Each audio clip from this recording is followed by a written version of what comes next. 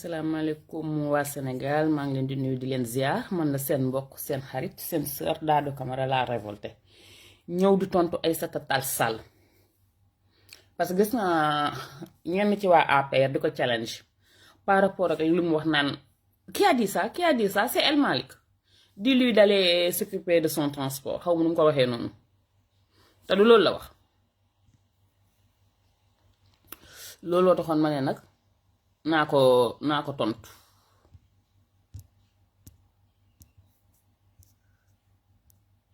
ma ne ko looloo tax nag ñu ne nañ ko tontu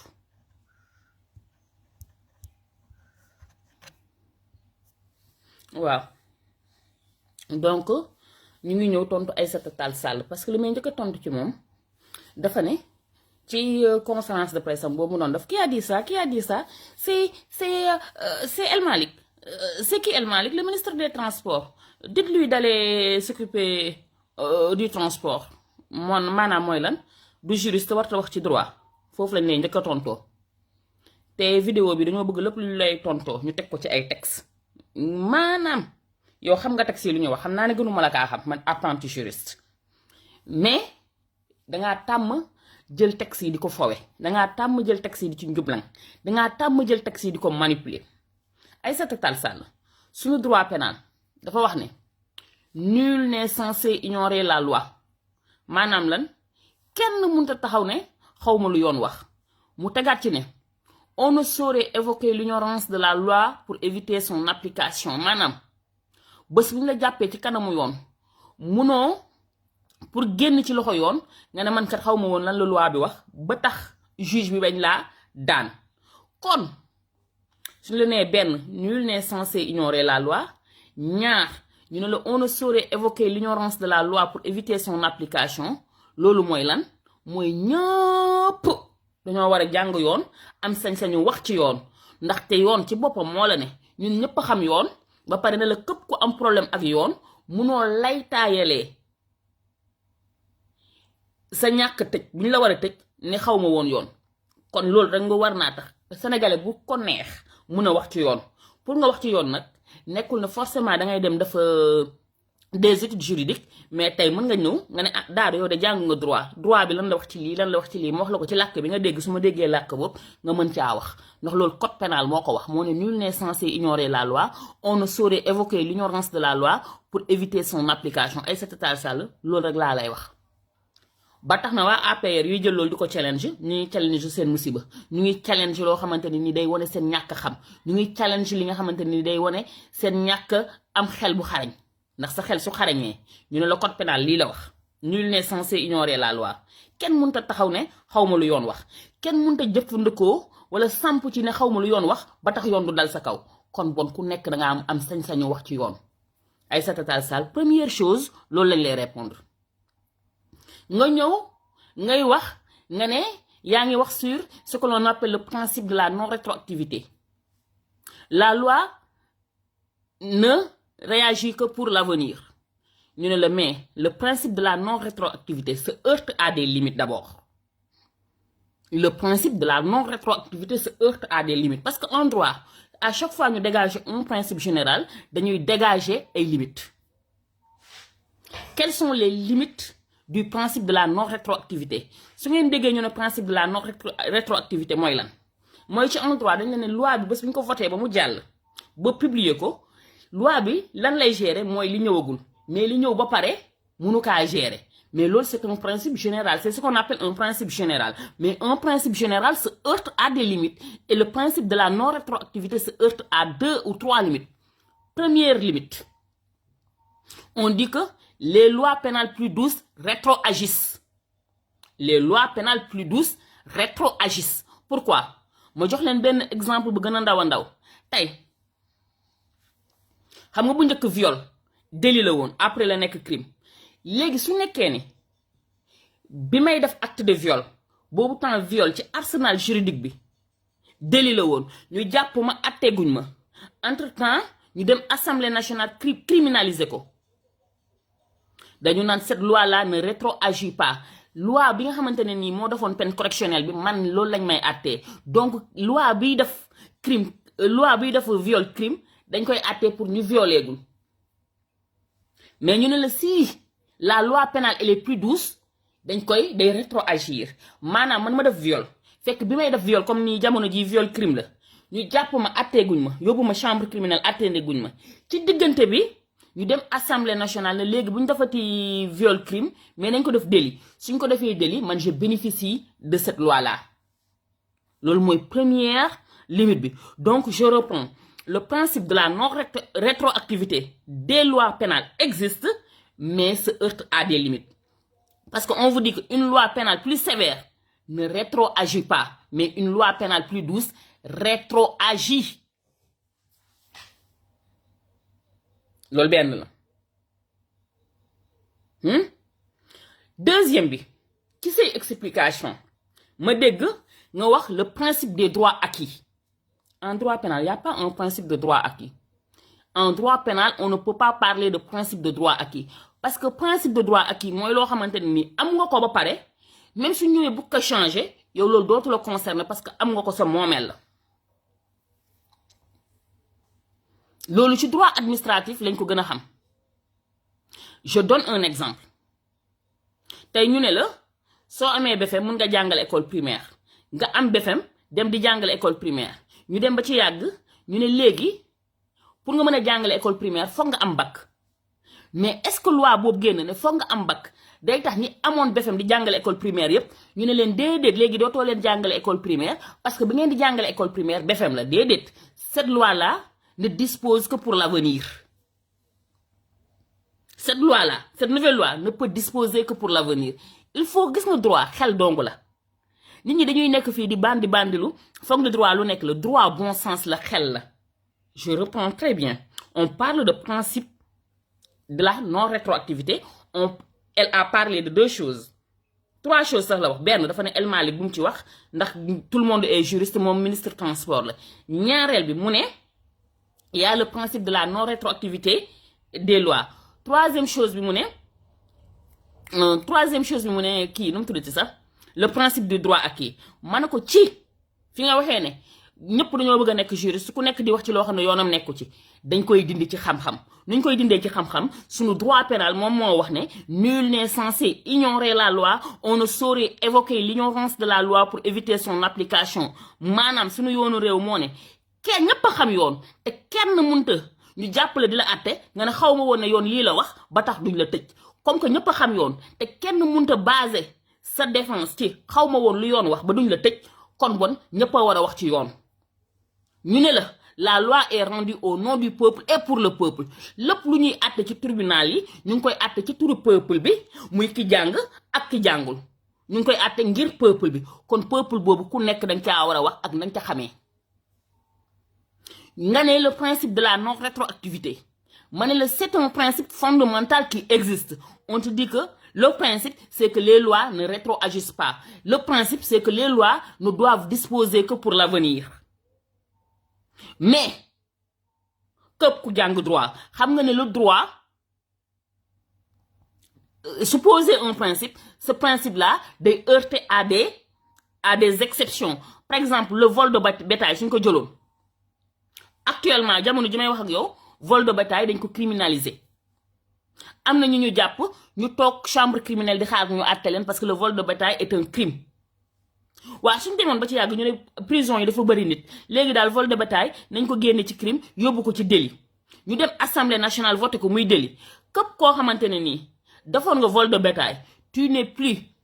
à la chambre criminelle nekkatul chambre criminelle moo lay àtte dañ lay yóbbu dans une chambre correctionnelle parce que les lois pénales plus douces rétroagissent. Aïssata Tall Sall les lois pénales plus douces rétroagissent. moo demoon su ma gisee waa APR yi des fois xàqataay daf may jàpp reetaan daf may jàpp lu tax mu may jàpp parce que dañoo nekkoon ci jamono joo xamante ne nii pour nit ñi jël la bëgg la seen biir xol dañu nekkoon ci jamono joo xamante ne nii pour nit ñi jël la yëkkati la mooy que na nga wax français bu jub na nga agencé say mots mais Aïssatou Diop Fall da nga mës a wax Aïssatou Tall Sall da nga mës a wax français bu jub man je me rappelle seetaan naa sa thèse en 180 secondes ba nga naan woy la dette l'FMI tout ça mais le problème nekkatul dégg français mooy tax sénégalais yi jox la nopp gis nga xam-xam da nga koy wax maa nga ba yow bi nga demee ba taxaw di wax le principe de la non rétroactivité mënoon nga ne ce principe là se heurte à des limites les lois pénales plus douces rétroagissent mënoon nga kaa wax bi nga demee ba naan la théorie des droits acquis mënoon nga ne kat la théorie des droits acquis concerne le droit administratif parce que nit ñi dañuy wax droit foog ne droit lépp rek benn peñe lañ ko def muy droit déedéet y a plusieurs droits y a le droit administratif y a le recours pour excès de pouvoir tey man may liggéey un inspecteur jël benn acte ma ji gis ne acte bi mu jël dafa sukkandiku ci dooleem ba jël acte boo xamante ni nii tegu ko ci loi et règlement mun naa attaquer cette loi pour excès de pouvoir donc y a le droit administratif et y a le droit pénal le droit administratif mooy ban droit mooy droit bi nga xamante ne nii maanaam day atte état ak sénégalais bi man état teg ma dara ma dem recourir le juge pour excès de pouvoir moo tax ñu naan ko le juge pour excès de pouvoir am droit boo xamante ne nii day atte nit ki ak nit ki day atte nit ki ak société bi loolu mooy le droit pénal moo tax le droit pénal souvent day am finalité de sanction ban sanction emprisonnement des peines privatives de liberté alors que le droit administratif n'a pas de sanction privative de liberté dans le droit administratif sa sanction principale vise à l'annulation d'un acte administratif jugé illégal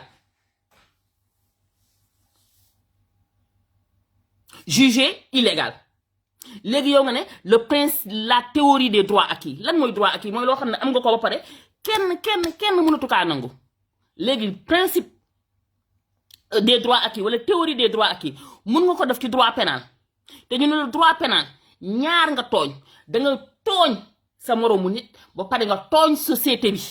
parce que il faut que ñu xam ne le droit pénal ñaari nit nga tooñ dangay tooñ sa moroomu nit ba pare nga tooñ société bi moo tax en droit pénal mu am l'action civile ak l'action pénale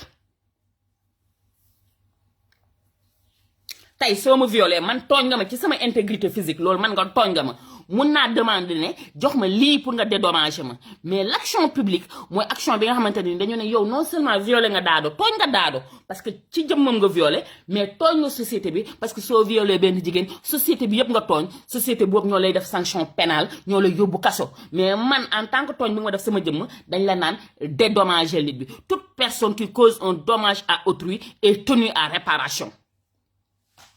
Aïssata Tall Sall dafa jeex nga bëgg a dugg suñu bopp yi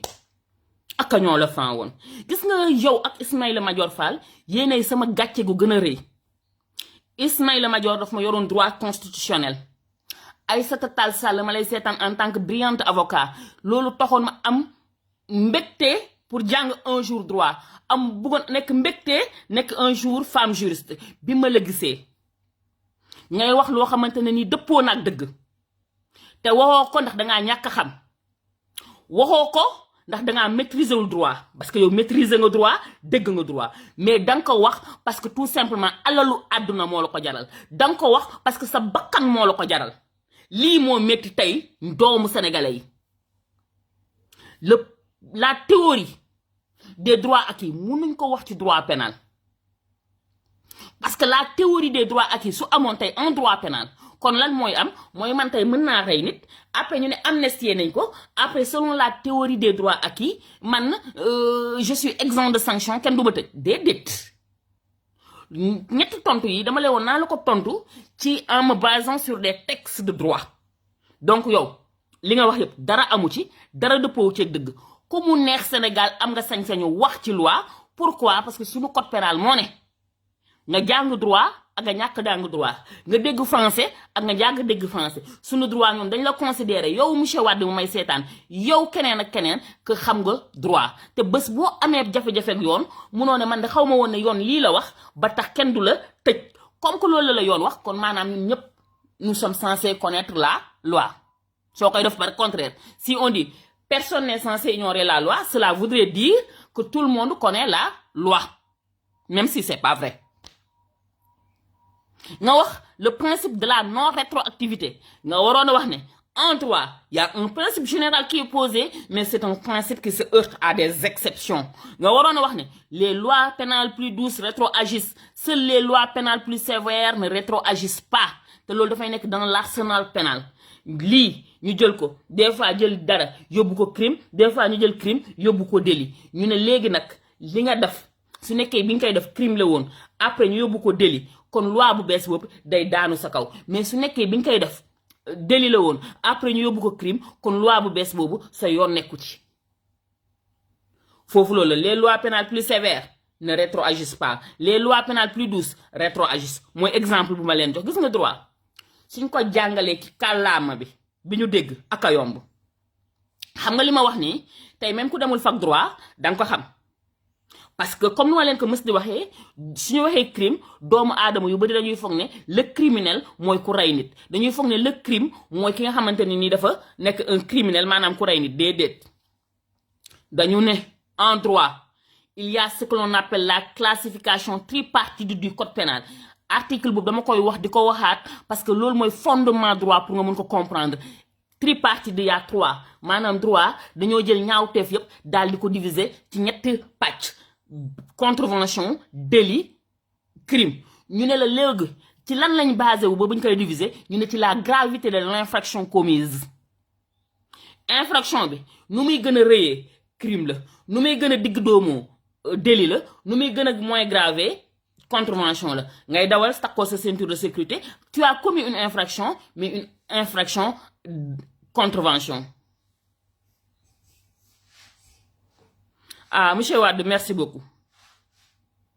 Merci, je suis content. J'ai dispensé ce cours à l'école de formation de la gendarmerie. Léegi ñu ne la classification infraction yi c'est une classification tripartite de 3 pàcc lañ ko def pàcc bu nekk suñ koy diviser dañu naan dañuy xool daan bi lan la nu daan bi di gën a rëyee crime la daan bi digg doomu délit la daan bi gën a ndaw contravention la ngay dawal dafoo ceinture de sécurité contravention la ngay tux benn joint yamba délit la nga def trafic international de drogue crime la ma jox la ñetti exemple yooyu léegi nag dañu naan la politique pénale est différente du code pénal le code pénal il se s'agit de dire soo defee lii nga soo defee lii nga soo defee lii nga code de procédure pénale ne la mais nii nga ko war a jaaree nii nga ko war a attee ba nii nga ko war a daanee politique pénale nag moom mooy viser lan la bëgg a xeex dama bëgg a xeex viol bi dama koy criminaliser commencer peine yi à partir de 10 ans dama bëgg a wàññi population carcérale yi dafay am infraction yoo xam ne dama koy génne ci crime def ko ci délit kan moo koy def assemblée nationale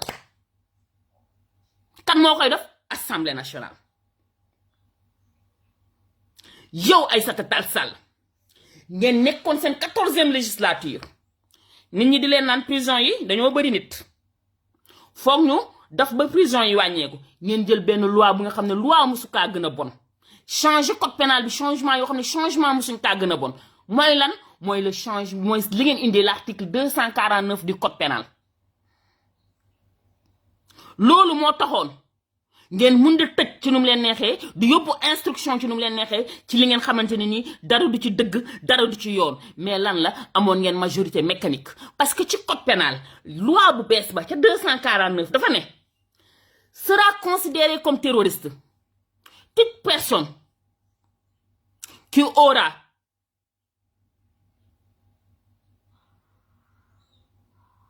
empêché l'État de faire ou de ne pas faire une société de faire ou de ne pas faire en utilisant la terreur, cette personne c'est un terroriste. doomu aadama yépp ne leen loi bi baaxut ngeen ne baax na maanaam dañoo dem ci assemblée nationale gis nga lii moo tax man dama mës a gëm ne droit dañ ko war a jàngale à partir du lycée nit ñi xam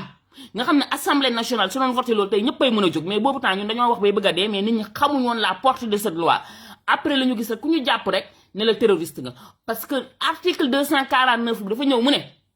bëpp doomu aadama bi nga xamante ne nii état bëgg naa def dara nga ne ko doo ko def wala état bañ a def dara nga ne ko danga ko def te bi nga ko naan doo ko def wala nga naan ko da nga ko def terreur nga utiliser yow terroriste nga parce que droit pénal day définir infraction bi léegi amoon na temps ñu bëgg la criminalisation de l'homosexualité xam nga loolu état dañoo bëggoon état ne du def léegi le fait que nit ñi génn manifester wu sànni xeer rek ne waaye on veut que l'homosexualité soit criminalisée si les gens pensent que vous avez utilisé la terreur yow terroriste nga muy lu doy waar muy musiba naaru laay looloo taxoon jeunes yu bari ñu jàppalee nag terroriste kon fii soo seetloo yow bëgg nga état criminaliser l'homosexuel jaaree ko ci assemblée nationale état ne man du ma criminaliser l'homosexuel nga génn manifester wu sànni xeer au lieu ñu jàppee la manifestation non autorisée au lieu ñu jàppee la destruction d'un bien appartenant à autrui ou appartenant à l'état dañ lay jël teg le terroriste ci assemblée nationale bii lañ ko voté Aïssata Tall Sall nga nekk juriste nga ne da ngay défendre les intérêts da ngay défendre les libertés nga nekk ci pat Ismaïla Madior dina ci pat te loolu ku jàng tuuti rek xamoon ne loi bu bon la ngeen débat ngeen modifier code pénal ngeen ne certaines infractions su ko procureur visé rek le juge est obligé mu placer le sous mandat de dépôt te ñu ne le procureur kan mooy patron yam ministre de la justice kan mooy patron yam premier ministre kuy patron yam président de la république ci seen ay la amee ngeen def changement yu bon yooyu ce qui veut dire que man tey su ma nekkee may wax neexuma woon Macky Sall benn manifestation jot ma génn jël benn xeer sànni l'état mën na ne man terreur laa utiliser pour empêcher ko mu def 3e mandat donc comme que terreur laa utiliser empêcher ko mu def 3e mandat je suis une terroriste le procureur qui décide de l'opportunité des poursuites jàpp ma comme terroriste su xasee ne sama chef d'accusation terroriste la le juge est obligé de me placer sous mandat de dépôt le pire encore ci code pénal boobu ñu changé waat ne si le juge me place sous mandat de dépôt ma am garantie de représentativité parce que le principe en droit c'est la liberté am naa sama kër fii am naa sama jëkkër fii am naa sama liggéey fii dew ma demander liberté provisoire su ko juge bi accepté tamit foog ñu xaar 48 heures ba xam ndax procureur day interjecter appel ou pas su interjecter appel su leen neexee ma desaat ci kaso bi li taxoon 2000 jeunes des ci kaso bi te loi yu bon yooyu yëpp assemblée nationale lañ ko voté Aïssata Tall Sall tey nga ñëw toog xool nit ñi les yeux dans les yeux nga ne leen oui parlons de la loi d'amnistie parlons de son abrogation on va parler de son abrogation beneen bi Aïssata Tall Sall temps bu ñuy wax loi d'abrogation lan lañ la waxoon ñu ne la nañ ci génne les crimes de sang nga ne les crimes de sang bokku ci maanaam donc lan moo ci bokkoon les informations wala lépp li nga xamante ne nii nit wax na ko mu am un caractère injurieux wala de diffamation à travers les médias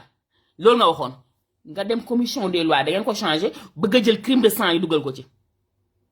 mais Aïssata Tall Sall parlons du droit pénal dafa am yoo xamante ne nii en droit pénal dañu accepter ce que l'on appelle la prescription ñu ne la am na loo xam ne soo ko defee soo génnee réew mi ba benn àpp jot kenn gisu la y a ce que l'on appelle la prescription maanaam yoon mënu cee àtte ñu ne la mais am na loo xamante ne nii prescription mënu cee am muy la torture prescription mënu cee am crime contre l'humanité prescription mënu cee am looloo tax tey dëkk yu bari nga gis ay procès Thomas Sankara di am nga gis en Guinée nga gis feu kii nu mu tuddati sax ki fi ñëwoon le président tchadien Hissène Habré looloo taxoon prescription mënta am mais yéen ce que vous avez fait il y a torture il y a crime contre l'humanité pourquoi il y a torture alors que déjà moo wax la pourquoi torture te lan moo leen sànq mooy maanaam torture yooyu am crime contre l'humanité yooyu nga am même soo ko changé woon suñu arsenal juridique taxul ngeen rëcc pourquoi parce que dañ la ne il y a ce que l'on appelle la hiérarchisation des normes juridiques loi bu nekk dafa am bu ko mën arrêté day ñëw am dooleem mais décret su ñëwee day effacer arrêté décret ñëw am dooleem loi ñëw effacer ko loi ñëw am dooleem mais suñu voté loi bi ba pare man mën naa attaquer loi bi devant le juge constitutionnel ne ko cette loi là est anticonstitutionnelle et si on voit que la loi est anticonstitutionnelle cette loi dañ koy effacer mais dañ la ne les traités lorsqu'ils sont régulièrement ratifiés ils ont une valeur supraconstitutionnelle maanaam tey ñun ñoo ratifié ne on est contre la torture ñun ñoo ratifié ne on est des droits de l'hommiste donc torture ak acte barbare sur une personne visant à l'humilier ñun ñoo ko ratifié régulièrement et vu que ratifié nañ ko régulièrement donc ces ratifications là ces traités là internationaux ont une valeur supraconstitutionnelle maanaam suñu loi réew su waxee dara loo xam ne dañ ko signé ci Genève wala ñu signé ko ci CEDEAO wala ñu signé ko leneen loolu su ñëwee mooy bëstal mooy daaneel suñu loi réew Aïssata Tall Sall ñi lay challenge ñu ngi lay nax te yow yaa ngi ridiculiser say bopp ay xale yi nga xamante ni nii buñ lay déglu yaa taxoon ñu bëgg a jàng droit billaahi wallaahi wa taalaahi billaahi wallaahi wa taalaahi dama la doon xool di am mbégte yow yaa taxoon ma ne man droit foog ma jàng ko ba pare mën kaa expliquer comme yow ni nga koy expliquer yow ci kanamu doomu aadama yooyu nga taxaw sans vergogne sans dignité summi sa yëre avocat sol yu yëre njublang ndax yëre njublang mooy texte bi wax lii mu leer nañ loi bi wax lii mu leer nañ nga jàkkaarloog à des milliers de femmes yi nga xamante ne nii dañ la doon tàccu même suñu bokkutoon sa parti politique dañ la bëggoon tey nga jàkkaarloog ñoom di wax lu ci loo xamante ni nekkul ci ginnaaw dëgg alors que ñun buñ lay bëgg dañoo naan ak a dégg français ak a dégg droit ak a jub ak a am fit nga ñëw jël loolu yépp teggi ko bàyyi ji dégg droit bi bàyyi jub bi bàyyi am fit bi benn kese nga am mooy akama dégg français te ñun on s'en fiche de la langue française nous sommes des wolof nous sommes des bambara nous sommes des tukuleur on est très fiers d'être ça tey man droit bi su ma koy expliquer sama ndam nekkul ma expliquer ko en français ba nit ñi comprendre sama ndam mooy ma fexe ba expliquer ko ci olof bi ba nit ñi comprendre bien vrai que nag suñu la koy jàngal tellement que loi yi ni nga koy resté toujours sain en droit dañu daan waaye oui la normalisation des actes juridiques oui ñi léegi des fois da ngay am problème wut moo bu méngool léegi moo tax ma ne la en parlant de la loi d'amnistie dañ koy dindi pourquoi dañ koy dindi parce que réew day daw lu ñuy wax la vendetta lan mooy vendetta mooy vengeance boo xam ne du mës di jeex yaa mbéj sama sœur ma dóor sa rakk yaa dóor sama rakk ma xas sa yaay yaa xas sama yaay ma dóor sa papa yaa dóor sama papa mooy c'est ce que l'on appelle la vendetta la loi avant tout vise à éviter la vendetta te la meilleure manière d'éviter la vendetta mooy les personnes qui se sentent lésées dans leur chair dans leur dignité dans leur corps la loi ñëw avec toute sa force toute sa rigueur joxe les peines ngeen yaakaar ne ñun sœur Idrissa Goudiaby su ma toog ak moom muy wax bay jooy naan ma sama yaay nelawutut avant sama yaay dafa nekkoon ku sedd léegi sama yaay dafa agressive di jooy dafa ma neex nga yaakaar ne su ma gisee ne Zara bu Tamba dañ ko jàpp dafa ma neex nga yaakaar ne su ma gisee kooku sant Touré Ablaye Touré ñu dóor ko dammat ko yóbbu ko un juge mu placé ko sous mandat de dépôt c'est ça qui est dramatique dans ce pays la sacralité de la vie humaine parce que un droit pénal dafa exister la sacralité de la vie humaine ci sacralité de la vie humaine boobu la ñu dem ba ne la vie de l'agressé est supérieure à la vie de l'agresseur ci la sacralité de la vie humaine moo tax ñu ne la en droit pénal il n'y a ni crime ni délit lorsque les coups et blessures ont été provoqués par la nécessité actuelle de la légitime défense de soi-même ou d'un tiers parce que le droit pénal connaît la sacralité de la vie humaine yéen nag la sacralité de la vie humaine boobu ngeen ñëw ngeen teg ko ci suuf ngeen yàbbi ko ngeen jël doomu aadama yi mel ni ay mbóot lañ yéen ay nit mel ni yow ki nga xamante ne nii amul su doomam deeyee sa souffrance n'a aucune valeur mais yéen ministres yi yéen ñu am yenn grade yi yéen seen doom su deeyee seen jabar su deeyee su ngeen tëddee kaso loolu la nit ñi war a gën a naqarlu sans dignité sans vergogne sans classe sans éthique sans moralité Parcelles xale téye drapeau yam ñu tiire ko bal mu dee dara masali lan la wax ku ci dee duma la ne si gindi gaale dangeen di xaru dem ba jël ci ay nitu diine nga xam ne dañu war a wax rek tey yàlla tax ñu naan ku ci dee dangaa xaru te ku xaru safara nga jëm. tey ngeen ñëw jàkkaarloog ñun naa ñu loi d'amnistie bi dañ koy abroger dañ leen di atte dañ leen di tëj. et gis nga en matière de droit pénal l'auteur le complice ils seront sanctionnés de la même peine, l'auteur et le complice. Et le complice, c'est celui qui aura facilité la personne à commettre l'infraction. Xam nga lan moo tax ma wax loolu parce que am na ñoo xamante ne nii bi ñuy jàpp nit ñi di leen torturer bi ñuy jàpp nit ñi di leen tëj ci lu jaadul yoon ñoom ñoo doon jël ay photo doomu aadama di faciliter nervi yi di faciliter ñooñu ñu jàpp leen ñu toroxal leen. Et le complice est aussi punissable que l'auteur de l'infraction. Mais au-delà de l'auteur de l'infraction, parce que nous, quand on parle de l'auteur de l'infraction, pour beaucoup de Sénégalais, l'auteur de l'infraction, moi, qui jël balle tiré, moi, qui jël yat doré, dédé. Mais il y a ce que l'on appelle l'auteur moral, qui est xamanteni mo tok yor alal bi occasionné ko. Dinañ leen topé association de malfaiteurs, dinañ leen topé acte de barbarie, dinañ leen topé comment dirais-je, torture. Vous n'aurez pas assez de temps pour payer tout le mal que vous avez fait à ce peuple-là. Man des fois dama doon xool sama réew ba ci yàgg ma bënn samay bët di jooy moo tax actuellement nit ñi suñuy jaay seytaane naan wee y a justice à deux vitesses ña non non vous nous avez fait trop souffrir.